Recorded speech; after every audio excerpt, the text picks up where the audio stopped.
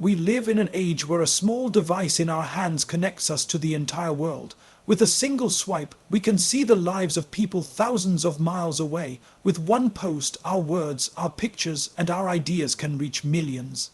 This is the reality of social media. It has power, and like every power, it can either be a blessing or a test. The question we must ask ourselves is, how do we use it without harming our faith, without letting it steal the purity of our hearts and the closeness we have with Allah?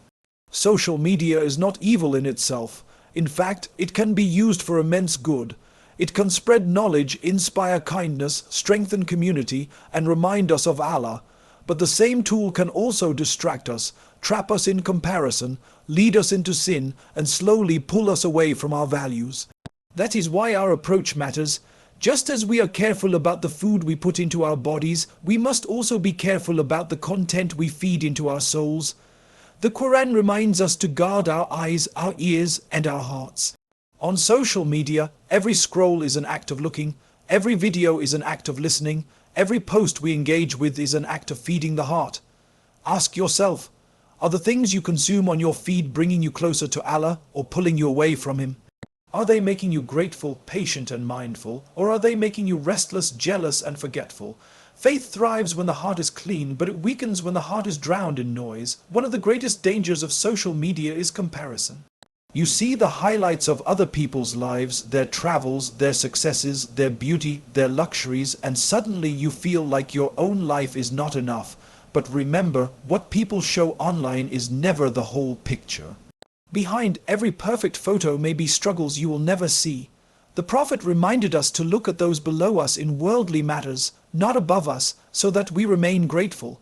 If scrolling makes you constantly feel ungrateful, then it is not worth your peace and not worth your faith. Another trap is wasting time. Hours pass in endless scrolling, while prayers are delayed, Qur'an is left unread, and meaningful connections with family are forgotten.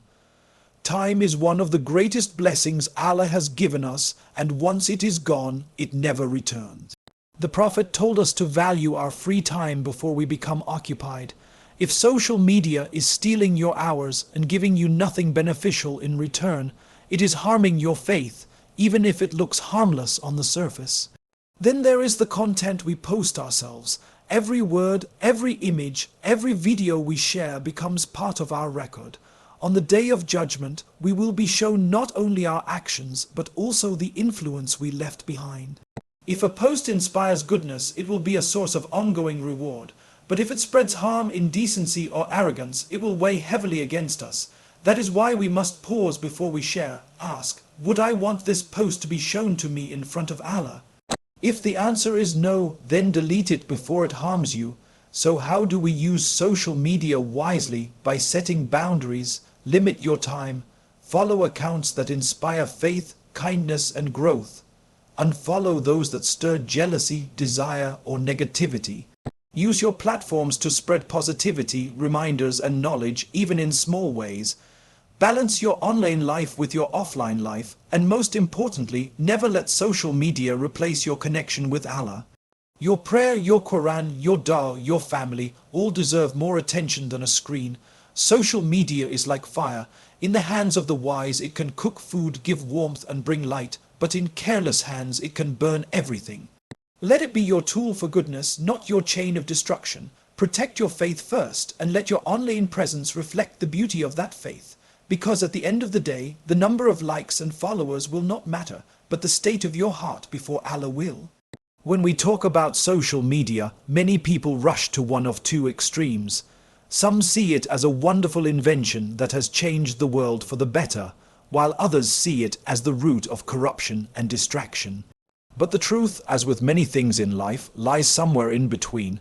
Social media in itself is not evil, it is a tool, and like every tool, its value depends on how we choose to use it. Think about a knife.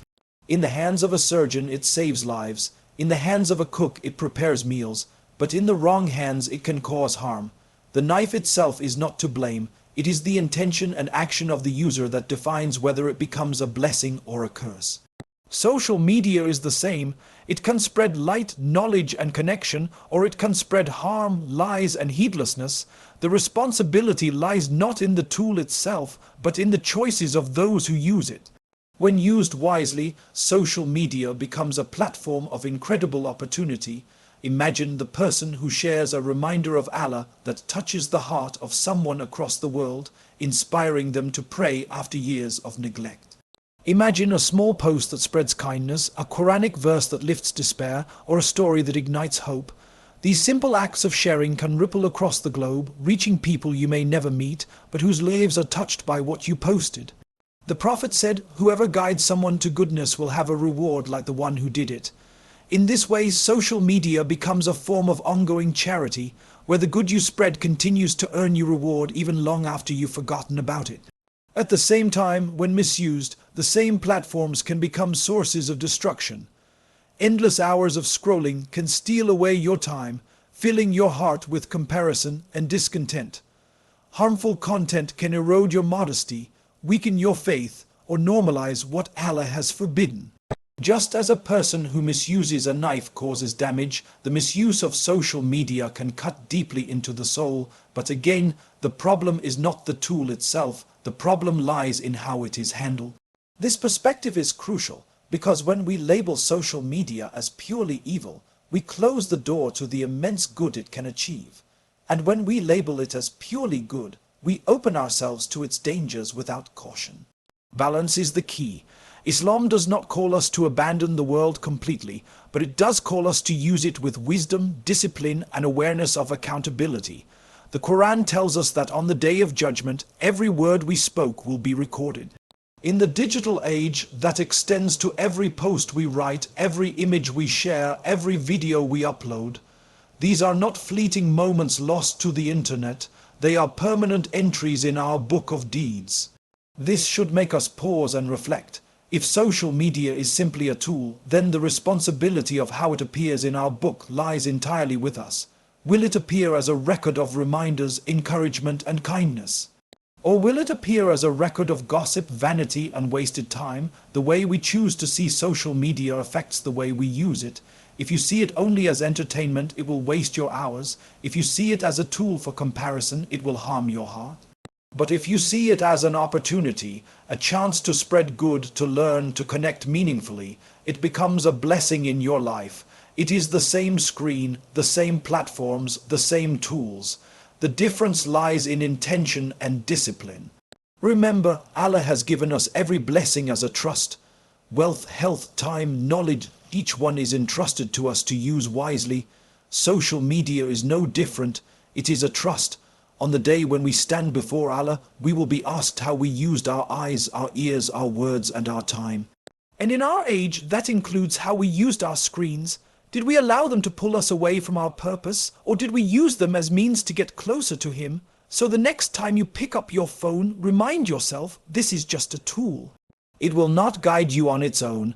It will not protect your faith on its own.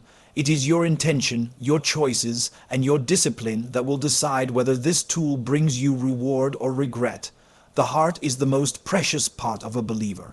It is the seat of faith, the place where love of Allah resides, and the compass that guides us through life.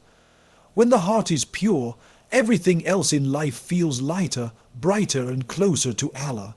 But when the heart is clouded, faith weakens, desires take over, and life loses its meaning. That is why the Qur'an and Sunnah emphasize again and again the importance of protecting the heart. And the way to protect the heart is by guarding the gates that lead into it, the eyes, the ears, and the tongue. Social media has made those gates more vulnerable than ever before.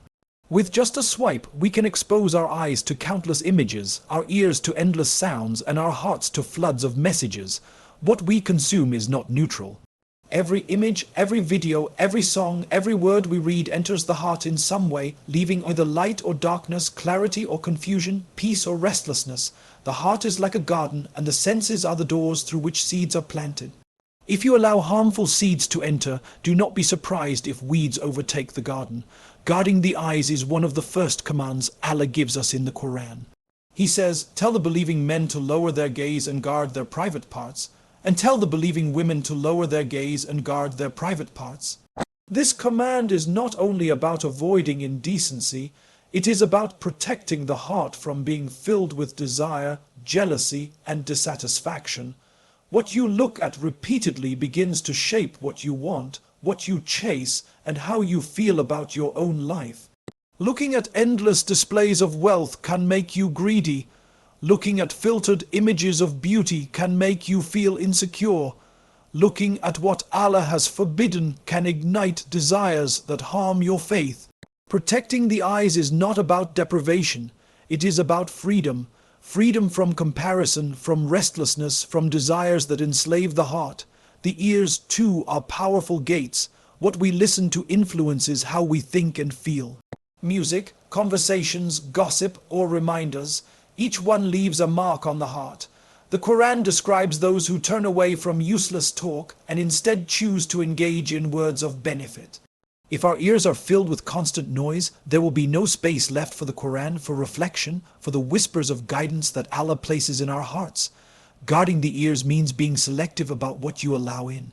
It means asking, does this sound nourish my soul or pollute it? Does it bring me closer to Allah or distract me from Him? The tongue is another gate that both protects and harms the heart. Every post, every comment, every word we type online is like speaking with our tongue. Words can heal or wound, remind or distract, elevate or humiliate. The Prophet said, whoever believes in Allah and the last day, let him speak good or remain silent. This is a timeless principle, but it is even more important in the digital age where words spread instantly and remain permanently. Guarding the tongue, whether in speech or in typing, means choosing words that uplift, not words that harm. It means resisting the urge to engage in arguments, gossip, and insults that leave scars on the heart. When we fail to guard these senses, the heart begins to harden. Small sins no longer feel heavy. Prayer feels empty. Gratitude fades and discontent takes over. This is the natural result of filling the heart with unfiltered noise and images. But when we protect the senses, the opposite happens. Faith grows stronger, worship feels sweeter, and the heart feels lighter. Guarding the senses is not about denying yourself pleasure. It is about protecting yourself from poison disguised as pleasure. One of the best ways to guard the heart is to replace harmful input with beneficial input. Fill your eyes with the Qur'an, with reminders, with the beauty of Allah's creation. Fill your ears with recitation, lectures, and conversations that inspire. Fill your tongue with dhikr, kind words, and dua. Every positive input strengthens the heart, planting seeds of faith that grow into resilience and peace. Remember that the heart is fragile and the world is full of things that can harm it. Allah has entrusted you with this heart as a trust. On the day of judgment, nothing will matter more than the state of your heart. Guarding your senses is how you protect that trust. Because whatever you allow through your eyes, ears, and tongue does not simply pass by. It settles in your heart and shapes the person you become. One of the greatest challenges of our time is comparison. Social media has turned it into a daily habit, something most of us do without even realizing it. You open your phone and scroll, and suddenly you are comparing your life with the lives of hundreds of people. Some you know personally, many you don't. You compare your looks, your house, your job, your clothes, your family, your success, your happiness. And before you know it, what you have feels small and what others have feels so much greater. This constant comparison is a silent thief of peace, and if left unchecked, it can slowly poison the heart and harm your faith. Islam warns us against this trap. The Prophet said, "Look at those below you and not those above you, for this is more likely to keep you from belittling the blessings of Allah upon you." This is wisdom that applies perfectly to the age of social media. If your eyes are always on people who seem richer, happier, or more successful, then you will always feel like your life is not enough. Gratitude fades, dissatisfaction grows, and envy creeps in. But when you look at those who have less than you, your heart softens, your gratitude increases, and you begin to see just how much Allah has already blessed you. The truth is, comparison is unfair from the start. What people show online is rarely their reality. A picture of someone smiling does not reveal the nights they cried. A video of luxury does not show the debts they carry. A post about success does not reveal the failures behind the scenes. Yet we compare our full reality, our struggles, our weaknesses, our imperfections, with someone else's carefully filtered highlight reel. No wonder it hurts us. It is like comparing your behind the scenes to someone else's movie trailer. The comparison is never accurate, but the damage to your heart feels very real. Comparison also blinds us to our own blessings. Imagine someone who wakes up in a comfortable bed, eats a warm meal, has a family who cares for them, and enjoys good health. But instead of noticing these blessings, they open their phone and see someone on vacation, someone driving a new car, someone wearing expensive clothes. Suddenly, their perfectly blessed life feels small. Nothing has changed in reality. They still have all those gifts from Allah, but in their mind they are deprived. This is how comparison works. It does not take away your blessings, but it blinds you from seeing them. Comparison often leads to envy, and envy is dangerous because it eats away at faith. The Prophet said, "Beware of envy, for envy consumes good deeds just as fire consumes wood." When you envy someone, you are not just wishing for their blessing. Deep down, you are questioning why Allah gave it to them and not to you. You forget that Allah distributes provision with wisdom, that He knows what is best for each of His servants. Envy is not only harmful to the person you envy, it is poisonous to your own heart. The way to break free from comparison is to strengthen gratitude. Instead of looking at what others have, look at what Allah has given you. Reflect on your health, your family, your faith, your opportunities, your safety, your daily bread. Each one of these is a blessing greater than any luxury shown online. The Qur'an says, "And if you were to count the blessings of Allah, you could not enumerate them." Gratitude opens your eyes to what you already possess, while comparison makes you blind. Another way is to limit your exposure. If following certain accounts makes you constantly feel jealous, restless, or ungrateful, unfollow them. Protect your heart the way you would protect your body from poison. Not every feed is good for your soul, and not every trend deserves your attention. Choose to follow those who remind you of Allah, who inspire you to grow, who lift your heart rather than burden it. Finally, remember that everyone's journey is different. Allah has written unique paths for each of us. What is meant for you will reach you, and what is not meant for you will never be yours, no matter how much you compare or desire it. The Prophet said, "Know that what has passed you by was never going to befall you, and what has befallen you was never going to pass you by." If you internalize this truth, comparison loses its grip. You realize that Allah's plan for you is perfect, even if it looks different from someone else's. Comparison traps steal joy, but trust in Allah restores it. The moment you stop comparing yourself to others and start comparing yourself to who you were yesterday, you begin to grow. The moment you shift your gaze from people to Allah, you find peace. And the moment you realize that your worth is not measured by likes, followers, or possessions, but by the state of your heart and your closeness to Allah, you are finally free from the chains of comparison. Time is one of the greatest gifts Allah has given us, yet it is also one of the most easily wasted. Unlike wealth, which can be earned again, or health, which can sometimes return after illness, time never comes back. Once a moment passes, it is gone forever. This is why the Qur'an and Sunnah emphasize the value of time so strongly. Allah swears by time itself in Surah Al-Asr. By time, indeed mankind is in loss, except for those who believe and do righteous deeds, and encourage each other to truth, and encourage each other to patience. This powerful oath reminds us that time is not just passing, it is carrying us toward accountability. In the age of social media, the challenge of valuing time has become even greater. Hours slip away in endless scrolling, watching, and consuming. What begins as just a few minutes turns into an entire evening. What was meant to be a short break becomes a stolen portion of life, and often when we finally put down the phone, we feel emptiness, regret, and the sense that precious time has been wasted. The Prophet gave us a clear warning. There are two blessings which many people lose, health and free time. We are often careless with both until they are gone. Time is life. every breath you take, every hour that passes is a part of your life that you will never get back. Imagine if someone gave you a bag filled with gold coins and told you that every minute one coin would be removed until the bag was empty. You would guard those coins, use them wisely, and not waste a single one. Yet time is far more valuable than gold, and we watch it slip away without thought. Social media, if not managed carefully, becomes one of the biggest thieves of those golden minutes. Valuing time means being aware of how you spend it. It means asking yourself, is what I'm doing bringing me closer to Allah or taking me further away?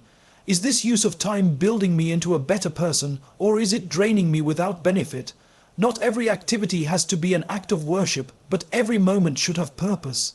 Even rest, family time, and recreation can be purposeful if done with the right intention.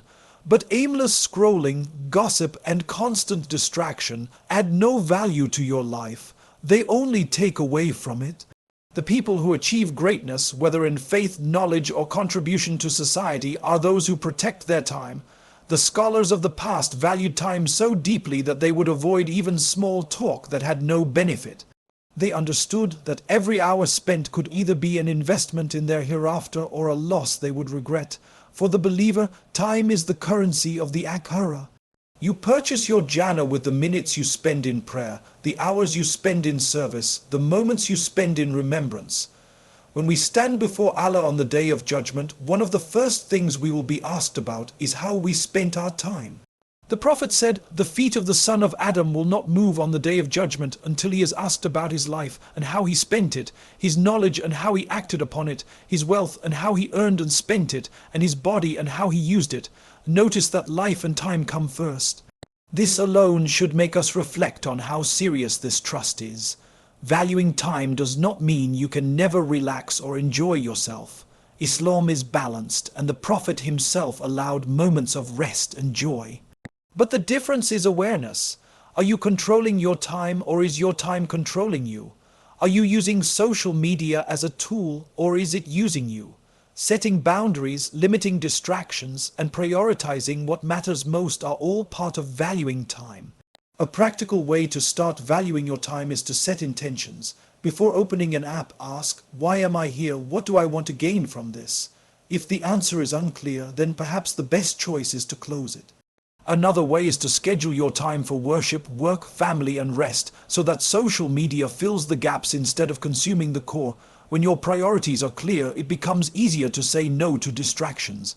Ultimately, valuing time is about remembering death. Every passing day brings us closer to the end of our journey. None of us know how many days remain. If we truly believe that today might be our last, how would we spend it? Would we waste it scrolling, or would we fill it with remembrance, with love for our family, with service, with prayer? To value time is to live with awareness that every moment is an opportunity, and that one day the opportunities will end. Every word we speak carries weight. Islam teaches us that the tongue is one of the most dangerous parts of the human body, because with just a few words, a person can build or destroy, heal or harm, inspire or misguide. In the digital age, our words are no longer limited to what we say with our tongues. Every post we write, every comment we leave, every message we share is also a form of speech. And just like spoken words, these written words are recorded by the angels, and one day we will be held accountable for them. The Prophet said, a man may utter a word pleasing to Allah without considering it of any significance, yet Allah raises him by many degrees because of it. And a man may utter a word displeasing to Allah without considering it of any significance, yet it will throw him into the depths of hell. Now imagine this in the context of social media. How many times do people post, comment, or share something without thinking, without considering the impact, without realizing how far those words will travel? What may feel like a small post to you could reach thousands, even millions. If it carries good, the reward multiplies. If it carries harm, the sin multiplies too. This is why we must think before we post. We must ask ourselves, will this please Allah? Will this bring benefit? Will this harm anyone? Would I be proud to see this post in my book of deeds on the Day of Judgment? These questions are not about restricting freedom, they are about protecting your soul. Because once you post something online, it cannot be taken back. Even if you delete it, it may have already been saved, shared, or screenshotted. Words written on the internet have a life of their own, and you are responsible for what you set into motion. Think about the impact of a single harmful post. A cruel comment can break someone's heart. A false rumor can destroy someone's reputation. An inappropriate picture can normalize indecency. A careless joke can insult sacred values. These are not small matters in the sight of Allah. The Qur'an warns us not to spread indecency among the believers, promising painful consequences for those who do. Yet many people share images, videos, or gossip without even thinking, simply because it seems entertaining or harmless in the moment. On the other hand, a single good post can bring immense reward. A reminder about patience might reach someone on the verge of giving up. A Quranic verse might awaken a heart that had forgotten Allah.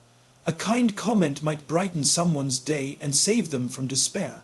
The Prophet said, "Whoever guides someone to goodness will have a reward like the one who did it." In the digital age, this means that every post of goodness you share could become a source of ongoing reward as long as people continue to benefit from it. Thinking before you post also means checking your intentions. Why am I sharing this? Is it to show off, to gain likes, to seek attention? Or is it to spread goodness, to inspire, to remind? Intention matters because actions are judged by intentions. A post of charity shared for likes may carry no weight with Allah, while a simple reminder shared sincerely for His sake may weigh heavily on the scale. It also means verifying before sharing. The Prophet warned us that it is enough for a person to be considered a liar if they pass on everything they hear. How much misinformation spreads daily online because people hit share without checking. Lies, conspiracy theories, and false news spread faster than truth, and each time we contribute to that spread, we carry a portion of responsibility. Thinking before you post means pausing to confirm, to reflect, and to consider consequences. Finally, thinking before you post means remembering that your online presence is part of your identity as a Muslim. You represent your faith in the digital world. What you share, what you laugh at, what you endorse reflects not just on you but on the values you claim to follow. If someone were to scroll through your feed, would they see reminders, kindness, and dignity? Or would they see arrogance, carelessness, and harm? This is not about perfection, but about consciousness. Being mindful that every click is a choice and every choice is written. Our posts, our comments, our shares, they are not just pixels on a screen. They are words in our record, seeds in our hearts, influences in the lives of others. Once released, they cannot be taken back. That is why the believer pauses before posting, remembers Allah, and chooses words that heal rather than harm, inspire rather than mislead, and reflect the dignity of faith rather than the carelessness of the world.